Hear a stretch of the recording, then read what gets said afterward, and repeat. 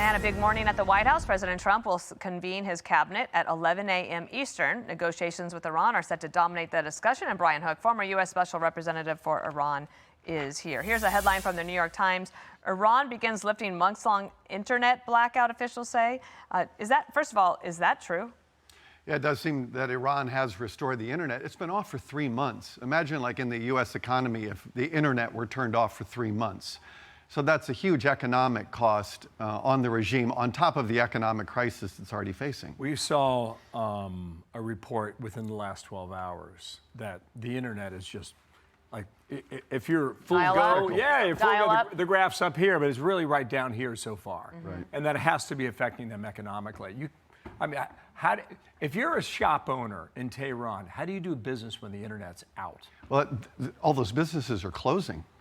Because if you don't have access to the internet in today's digital age, you have no business to run. And so I think there's been 1 million people who are now out of work because of the internet being shut down. And then also the naval blockade is having a huge consequence. So are the people pressuring the regime in order to come to the table to make a deal? And is this memorandum of understanding going to lead us to a place where the strait's reopened and they can make some commitments that we can trust? Well, on the first question, back in January, you had 5 million people protest. Mm-hmm. And the regime killed about 42,000 people, which is 4 times the number of people that China killed in Tiananmen Square. So it was a big crisis. Then you had, now you've had almost 2 months of war and a ceasefire. The Iranian people seem to be staying home.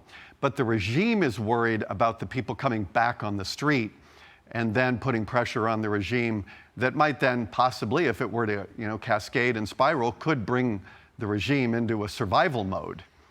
And so that's sort of the first question. I think on this MOU, I think of it as an interim step to get to a broader deal. Mm-hmm. Right now, if you could have an MOU that would reopen the strait, that would be very good, as Bill was talking about, for energy prices. That would help stabilize, I think, the American economy, the global economy.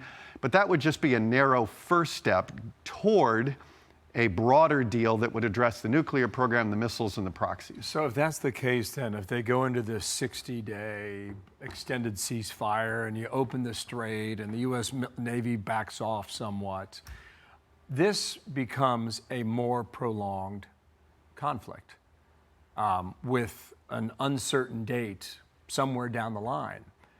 Are we okay with that? Well, I don't think that it ends up relieving the military pressure. The president can keep the theater just as it is, and the military, our military is very well postured in the region. So at any point, the president can return to the battlefield. And I think that's the leverage he has. He has military leverage, and he has economic leverage through the naval blockade.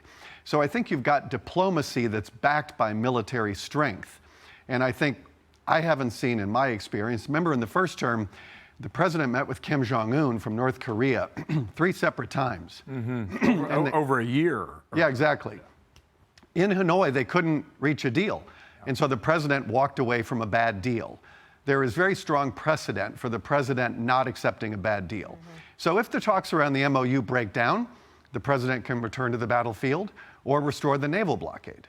What about our allies in the region? Do you think they will come on board and sign on to the Abraham Accords, as the president asked the other day?